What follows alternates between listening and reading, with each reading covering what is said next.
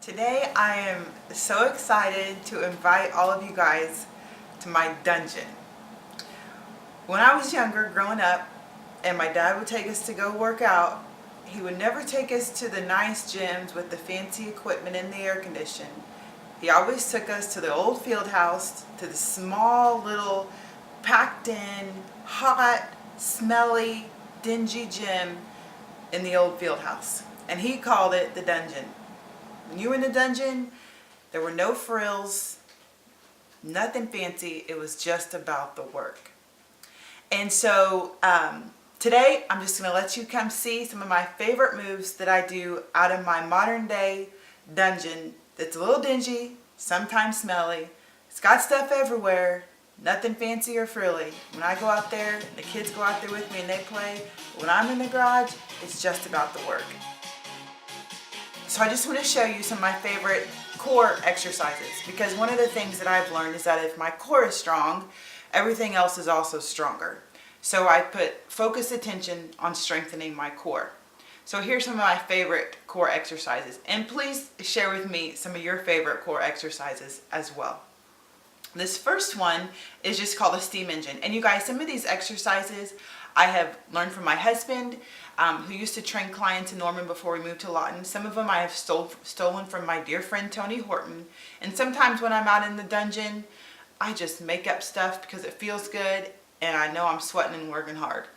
But this first one is called a steam engine. And I am using all muscle groups here, focusing on my core, which is my hips and my back and my abs. And we're not just talking about getting our abs right to look nice in our swimsuits. We're talking about being able to function well when we're just doing simple stuff like sitting down and standing up, when we're doing athletic things, whether it's playing a sport or doing a certain type of exercise class. We're talking about balance, we're talking about flexibility.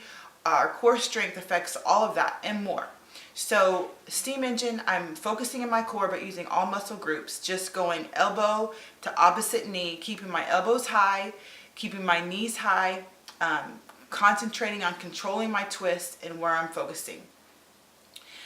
This next exercise is one of my favorites that I've stolen from Tony Horton in his P90X, and it's called bow to boat. And it's simply using your own body to help yourself become stronger. And so I'll start in a just a V-up position with my legs and my arms outstretched, and then I'll hold it for about 8 to 10 seconds. Then I'll do a quick transition over to a boat, which is just holding my ankles and pushing back with my legs. I'm not really using my arms here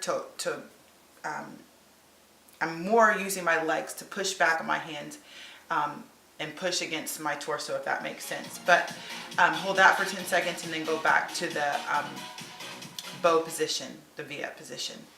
One that is kind of deceiving is just called walking, the walking plank or walking push-up. And, well, actually it's not called a walking push-up, it's just called a walking plank. And it looks simple, but it's tougher than it looks. And I will just do 4 steps forward and 4 steps backward for a period of time.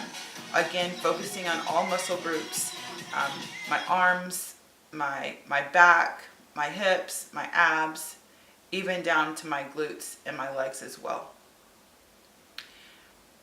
One of my absolute favorites, mainly because I've seen a lot of growth and improvement, is one that Vince taught me.